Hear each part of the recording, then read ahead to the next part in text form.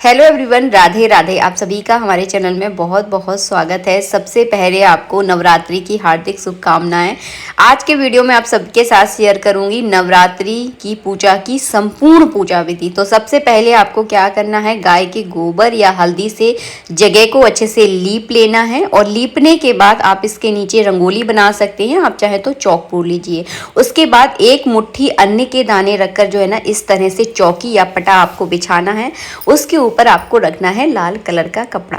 तो लाल कलर का इस तरह से कपड़ा बिछा लीजिएगा। इसके बाद दिए जाते हैं सभी को आसन। सबसे पहले कलश के नीचे आपको आसन देना है। आप चाहें तो अष्टदल कमल भी बना सकते हैं अगर बहुत ज़्यादा जगह है, नहीं तो इस तरह से जो है ना छोटे छोटे आसन आप दे दीजिए। इन्हीं पे जो है ना कलश स्थापना और अखंड दीपक अगर जलाने वाले हैं तो वो सब जो है ना रख सकते हैं। यहाँ पर जो है ना मैंने बना लिए हैं नवग्रह, और नवग्रहों पर जो है ना इस तरह से मैं सिपाड़ी की जो गांठें होती है ना वो खड़ी करके मैं रख दूंगी। इसके बाद की जाती है कलश स्थापना।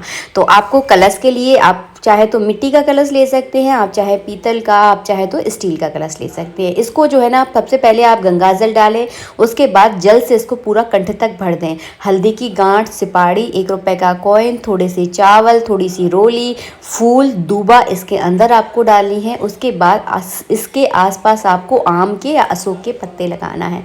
इसके बाद रखनी है एक प्लेट, और प्लेट को जो है ना पूरा आपको चावलों से भर देना है।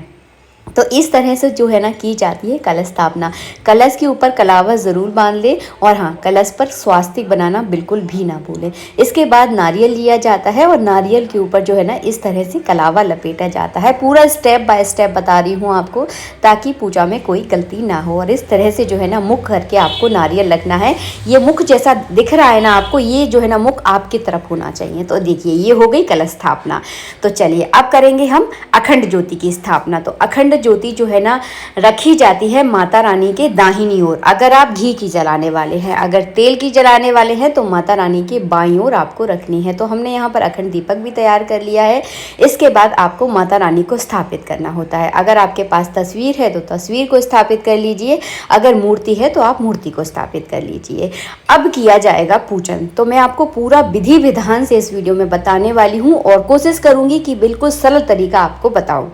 सबसे पहले आपको हाथ जोड़कर सभी देवी देवताओं का मन में ध्यान करना है। गौरी गणेश का, अपने घर के पितरों का, सबका आपको मन में ध्यान करना है। उसके बाद जो है ना, जो आपने अखंड दीपक रखा है उस अखंड दीपक को आप प्रज्वलित करें माता रानी का नाम लेते हुए। सबसे पहले जो है ना अखंड दीपक का ही पूजन किया जाता है। मैंने रोली की छोटी छोटी टिप्पियाँ जो है ना लगा दी हैं, पुष्प चढ़ा दिए हैं। उसके बाद जो है ना गौरी गणेश का मैं यहाँ पर पूजन करूँगी। तो गौरी गणेश पर थोड़ा सा मैंने जल छिड़क दिया है, कलश पर मैंने जल छिड़क दिया है, नवग्रह पर सबसे पहले मैंने जल छिड़का। उसके बाद सभी को जो है ना इस तरह से मैं तिलक करूंगी, और तिलक करने के बाद जो है ना सभी पर इस तरह से चावल चढ़ा दूंगी। तो गौरी गणेश का, कलश का और नवग्रहों का जो है ना इस तरह से पूजन हो जाएगा। तो बहुत सिंपल और सरल तरीका जो है ना इस वीडियो में मैं आपको दिखा रही हूँ, ताकि आपको पूजा करने में बिल्कुल भी जो है ना दिक्कत ना हो। तो इस तरह से सबसे पहले जो है ना इन्हीं सारी चीज़ों का पूजन किया जाता है। इसके बाद आपको माता रानी का मन में ध्यान करना है, और ऐसा भाव आपको अपने मन में रखना है कि जब तक हम इस मूर्ति की जब तक हम पूजा करें तब तक माता रानी आप इस मूर्ति में आकर विराजमान हो जाइए। और इस पूजा में अगर कोई भूल चूक होती है तो हमें कृपया करके क्षमा करें। और माँ तो वैसे भी बच्चों का सब समझती है, भूल चूक सब माफ़ कर देती है। सबसे पहले 4 बार इस तरह से जल घुमाना है। इसे कहते हैं भाव का स्नान कराना। तो जब कोई मेहमान आपके घर में आते हैं, 9 दिनों के लिए माता रानी हमारे घर में एक मेहमान की तरह ही आती हैं। सबसे पहले पैर धुलाने हैं, उसके बाद हाथ धुलाए जाते हैं, उसके बाद जल पिलाया जाता है, उसके बाद जो है ना स्नान कराया जाता है। तो वही भाव से आपको 4 बार जो है ना जल घुमाना है। इसके बाद क्या करना है, कच्चे दूध में थोड़ा सा जल मिलाकर माता रानी के इस तरह से चरण धोए जाते हैं, बहुत ज़रूरी होते हैं। तो इस तरह से उनके चरण धोने हैं, और ये चरण धोने का जो जल होता है इसे आप अपने पूरे घर में छिड़क दें, ताकि माता रानी आपके कोने कोने में जो है ना विराजमान हो जाएं आपके घर में। तो इस तरह से जो है ना आपको शुरुआत करनी है। उसके बाद सभी को जो है ना कलावा रूपी वस्त्र अर्पित करना है। माता रानी के लिए हम जो है ना चुन्नी लेकर आए थे, तो उन्हें चुन्नी उड़ा दी है। अगर आप वस्त्र लेकर आए हैं तो माता रानी का पूरा श्रृंगार करें, उन्हें जो है ना वस्त्र वगैरह पहना दें। और और कलश पर भी आपको कलावा रूपी वस्त्र अर्पित करना है। कलश पर भी आप चुन्नी उड़ा सकते हैं। गौरी गणेश पर आप कलावा रूपी वस्त्र अर्पित करें। नवग्रह पर भी आपको वस्त्र अर्पित करने हैं। उसके बाद कलश पर और गणेश जी पर जो है ना आपको जनेऊ चढ़ाना है, क्योंकि कलश पर जो है ना हमारे बहुत सारे देवी देवता विराजमान होते हैं। हमारे घर के पितृ भी जो है ना कलश पर ही विराजमान होते हैं, तो कलश पर जनेऊ चढ़ाया जाता है। इसके बाद सभी पर आपको इस तरह से इत्र लगाना है। तो हल्के हल्के हाथों पर गणेश जी पर, नवग्रह पर, कलश पर, माता रानी पर, सब पर जो है ना इस तरह से इत्र ज़रूर लगाएं, बहुत ज़रूरी होता है। काफ़ी सारे लोग इत्र को जो है ना स्किप कर देते हैं, लेकिन इत्र जो है ना पूजा में अति आवश्यक होता है। जहाँ पर हम माता रानी की पूजा करते हैं वहाँ पर तो इत्र बहुत ज़रूरी है। इसके बाद आपको तिलक करना है, तो केसर में रोली कुमकुम मिलाकर भी आप तिलक कर सकते हैं। आप चाहें तो अकेली कुमकुम को थोड़ा सा आप गीला करें और उससे जो है ना माता रानी को आप तिलक करें। कभी भी सूखी रोली से तिलक नहीं किया जाता है, उसमें थोड़ा जल आपको ज़रूर मिलाना है। इसके बाद हम चावल चढ़ा देंगे। शेर का भी आपको पूजन करना है। हमने यहाँ पर शेर का भी जो है ना पूजन कर दिया है। तो ये सारे कार्य जो है ना आपको करने हैं। इसके बाद किया जाता है माता रानी को माला अर्पित की जाती है। अगर माला है तो माला पहना दीजिए, अगर माला लेकर नहीं आए हैं तो केवल जो है ना माता रानी पर आप फूल भी अर्पित कर सकते हैं। माता रानी की पूजा के साथ साथ आपको अपने घर की कुल देवी के नाम का भी पूजन करना बहुत ज़रूरी होता है, क्योंकि वो हमारे घर की कुल देवी हैं। इस तरह से आप धूप दीप दिखा दें। कुल देवी का पूजन कैसे किया जाता है ये भी मैं आपको बता दूँ। आप एक फूल में रोली चावल लगा लीजिए और रोली चावल लगाने के बाद जो है ना कलश के ऊपर जो है ना अपनी कुल देवी के नाम का आप पूजन ज़रूर करें, बहुत आवश्यक होता है। इस वीडियो में जो है ना पूरी संपूर्ण पूजा विधि मैं आपको दिखा रही हूँ। यहाँ पर मैंने जवारे नहीं बोए हैं, तो अगर आप जवारे बोना चाहते हैं तो माता रानी के दाहिनी ओर या माता रानी के सामने आप जवारे बो सकते हैं। जवारे कैसे बोए जाते हैं इसका वीडियो मैं ऑलरेडी आप लोगों के साथ शेयर कर चुकी हूँ। अगर जवारे का आप पूजन करना चाहते हैं तो एक फूल में रोली चावल लगाकर जवारों पर चढ़ा दीजिए। कलावा रूपी उन पर वस्त्र अर्पित कर दीजिए। तो इस तरह से जो है ना जवारों का पूजन किया जाता है। इसके बाद माता रानी को आप भोग लगा दीजिए। माता रानी की नवरात्रि में जो है ना मिश्री और किशमिश का भोग जो है ना विशेष रूप से लगाया जाता है, तो हमने मिश्री और किशमिश का भोग लगा दिया है। जो भी फल मौसम में आपके यहाँ पर उपलब्ध है वो फल जो है ना आप चढ़ा दीजिए। नवरात्रि में जब आप माता रानी को अपने घर में विराजमान करते हैं तो माता रानी के पूजन के साथ साथ आपको कन्या और एक बटुक का पूजन करना भी बहुत ज़रूरी होता है। आप चाहें तो अगर आपके घर के आसपास कन्या कोई रहती हैं तो कन्या का रोज़ आप पूजन कीजिए। अगर नहीं रहती तो कन्याओं के नाम का पूजन आप माता रानी के पास में जो है ना कर सकते हैं, फूल में रोली चावल लगाकर।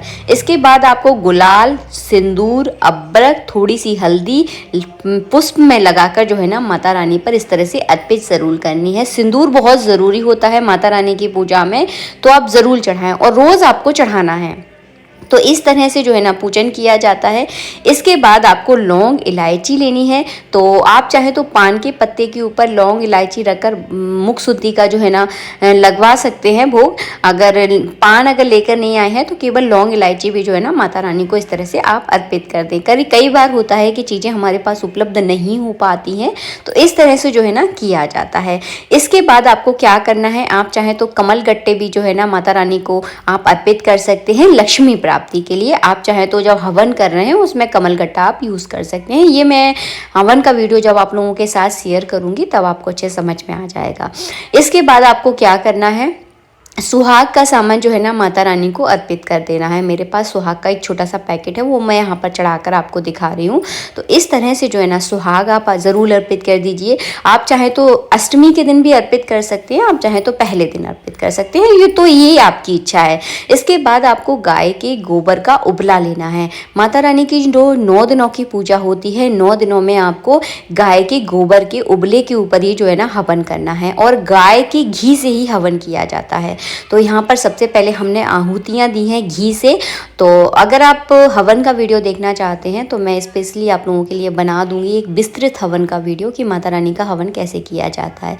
इसके बाद माता रानी को जो है ना बतासों का भोग लगता है। तो हमने यहाँ पर 2 लौंगे ली हैं, 2 लौंगों में सिंदूर लगाकर जो है ना बतासे का इस तरह से भोग लगाया जाता है। तो माता रानी का हवन थोड़ा सा अलग तरह का होता है। तो इस तरह से जो आप भोग लगा दीजिए। उसके बाद घी से ही जो है ना आचमन करवाया जाता है। तो इस तरह से जो है ना आप हवन चाहें तो सुबह कर सकते हैं या शाम को कर सकते हैं, आपके पास जितना समय हो उस हिसाब से आप देख लीजिएगा।